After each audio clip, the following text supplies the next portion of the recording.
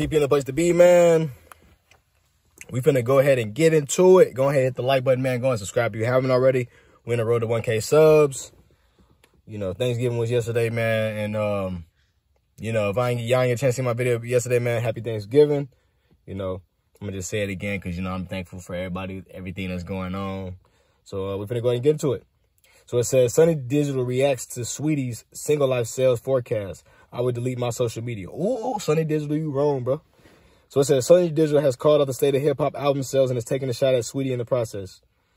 The math didn't add up for the super producer, who couldn't figure out how an artist like Saweetie could compile millions of followers and likes on social media, but only parlay into about 2K album sales.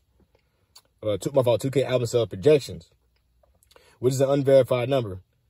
It said 13 million followers, hundreds of thousands of likes on all pictures, but album sales less than 2,000K. That's crazy. The math ain't adding up. Sunny wrote on a Twitter indirectly about the Icy Girl rapper. If I had millions of followers and my album sold 2K, I probably would just delete all my social media because y'all lying to me. He continued. Before I came here to get my opinion, I did listen to the album. I actually listened to everything that dropped that day just out of my curiosity what the competition was. Well, just to pretty much see what the competition was. Sunny Digital wasn't the only one to swipe as Saweetie about her apparently low album projections. DJ Vlad also sniped the Bay Area native after she allegedly denied his request for an interview.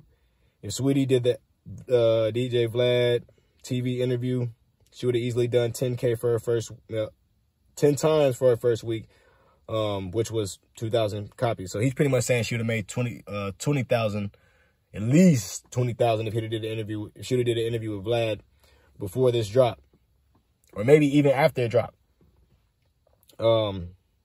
We reached out to one of our people and we're told she won't do Vlad her loss. So that was something that Vlad tweeted. So, man, that's just crazy. At the time, it was not necessarily good timing because of what happened to Takeoff. So she kind of just didn't understand what was just, it ain't good timing. And on top of the fact that it's not good timing, she decided to try to talk about like kind of some of the business between, you know, her and Quavo in the situation.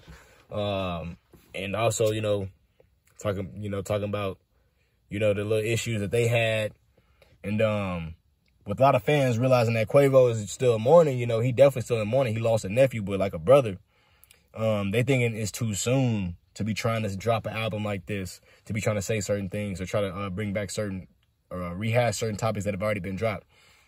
But since she felt like she wasn't being talked about enough, that's the reason why she dropped her album. And then now she got her sales numbers, you know, and it's looking bad.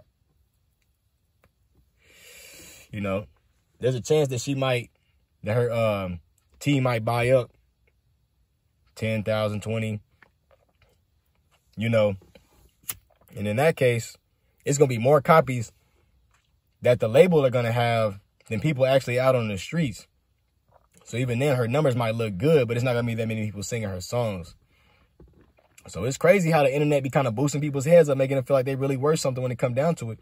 Then they try to compete in the avenue where they didn't get their name off of it. And now the people who really do the numbers, they get real numbers. Kodak Black, real numbers. Drake and 21, 300 something, real numbers.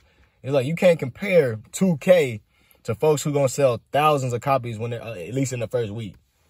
So, in my opinion, Saweetie, that wasn't a good decision. Your team should have pretty much waited a little bit longer. Maybe try to make it into like a Christmas album. Not talk about the single life. Because I ain't necessarily listen to the album. I ain't listen to it. But, because I don't necessarily be just tapping into a lot of female rappers unless they hard and there's not that many. So why am I going to listen to Saweetie? Like, that was Quavo's girlfriend.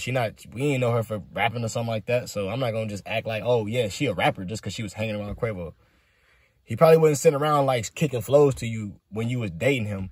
Pretty sure you came in a couple studio sessions and all of a sudden now you feel like you could rap. So clearly all her followers and subscribers are not looking at her for her. Or maybe they're looking at her, but not the rap. So she might as well go ahead and just stop rapping.